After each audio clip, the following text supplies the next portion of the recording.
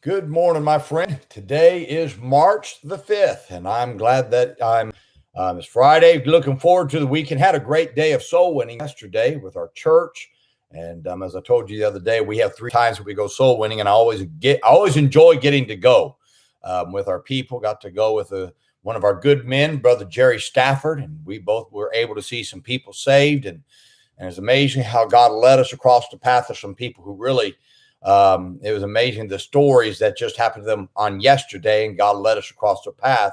There's somebody you can reach if you would go soul winning. I would encourage you to do so. Don't ever get to the point that you don't go soul winning. It's going to help you. Again, let me invite you to the Old Paths Conference. Just a little over a week away. There's still time.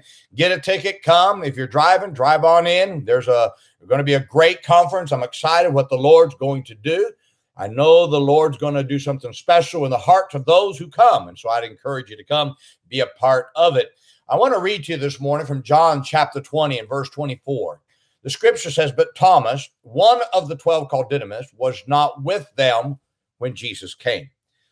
Several years ago, a friend of mine called me and asked me if I wanted to go watch the Oakland A's play the Texas Rangers. Now, I really didn't want to go until he told me that my favorite pitcher, Nolan Ryan, was going to be pitching. I've always enjoyed watching Nolan Ryan pitch, fastball pitcher. I enjoyed that.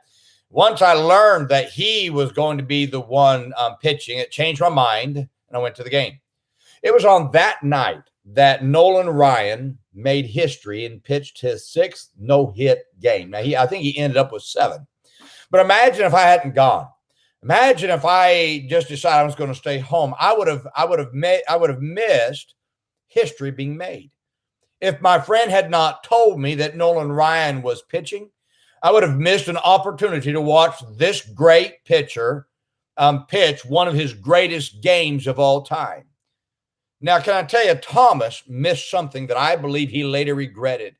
Because he was not with the disciples when they met together, he missed Jesus' appearance for the first time with that church after they'd come together. When the disciples told Thomas about Jesus' appearance, he responded in doubt as if they were not telling the truth. Just like Thomas was adversely affected by not being with the rest of the disciples when Jesus appeared, so is every believer affected in a negative way when they miss church. Now, there are several things that you miss when you don't go to church. First, you miss the miracles of God. You never know when God is going to give your church a special service where he does something miraculous. The best way to keep yourself from not missing God coming down and doing something special in your church is be there for every church service. Sunday morning, Sunday night, Wednesday night, go soul winning. There's always something special. Your church has a special meeting. Be there. Why? Because God has something special for you. Second, doubt fills your heart when you miss church. Your faith cannot grow when you're not at the place where your faith is strengthened. One reason fear has overwhelmed so many people's lives today is because they're missing church where their faith is strengthened. Now, listen to me. You cannot live a life of faith and miss church regularly. You say, well, I'm getting virtual church. That's not church, ladies and gentlemen. I don't care how you call it. It's not church.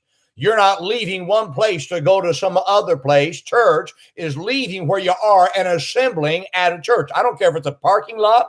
I don't care if it's in a park. It's somewhere. You're leaving somewhere to go to somewhere. That's church. Virtual church is not church. And let me tell you something. Some of you are sitting at home watching it on the internet. Get right with God. You know you're not right with God. You sit there, your mind's going every other place. Get the church. You say, well, my church doesn't have it. Then change churches. Get to a church where they have it, where they're assembling. Why? Because God commands us to. Doubt and fear will grip your life when you miss the spiritual nourishment from church that strengthens your faith. So many people I run into today that are missing church because of COVID. They live a life of fear. They're so worried what the news media says. Listen, the news media, their job is fear. That's how they keep you coming back. Forget the news media. Forget Dr. Fauci. Get back to church and do what you're supposed to do. That's where your faith is strengthened.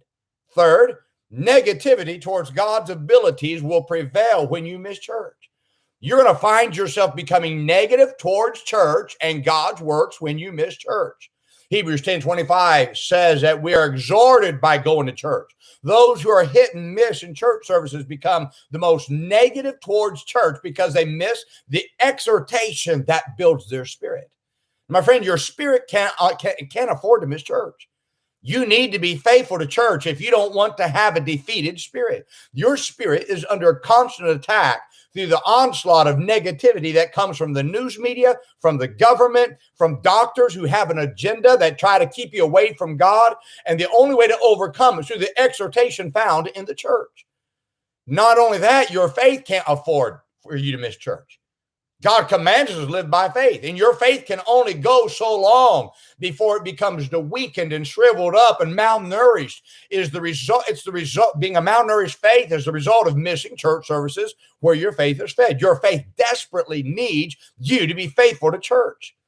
Not only that, your fellow believers can't afford you missing church. Your faithfulness encourages them. It would be a sad day that your absence caused another believer to give up. Now, church is important, and church, listen to me, is essential. You say, well, we're having it on the internet. Don't go down that road. You know it's not church. You know it's not the same. It doesn't challenge you the way it ought to. And preachers who are kowtowing to virtual church, you have a parking lot. Go to your parking lot. Have church. It helps your people figure out a way. How'd they do it in the book of Acts? They went house to house. Have church somewhere. If you don't want to miss God's miraculous works, you'd better be faithful to all the services because you don't know in which service God's going to show up and do something.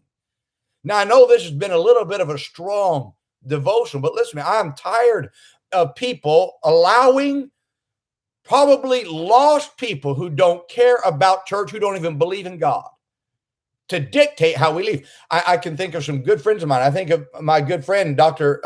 Jack Trieber.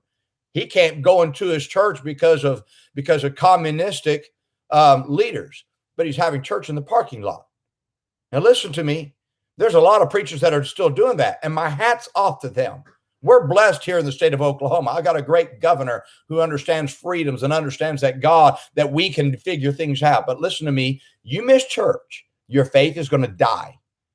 And don't blame God and don't blame the church when your children have followed you out of church, sitting at home. And when they grow up and they go to the way of the world and their life is run, don't blame God, don't blame the church. It was your fault. You didn't go to church. You're missing it, my friend. Be in church. It's going to help you. This weekend, this is Friday. 2 days from now is church. Find a place. Go to church. Be there. Even if your church is doing church on the internet, but they're still meeting in church parking lot, go to the church parking lot. Listen, be in church. Let it encourage your spirit. Build your faith. Why? That's what God commands us to do. My friend, I hope this is a help to you. Remember today, be good to everybody. Everybody's having a tough time. Have a great weekend, my friend.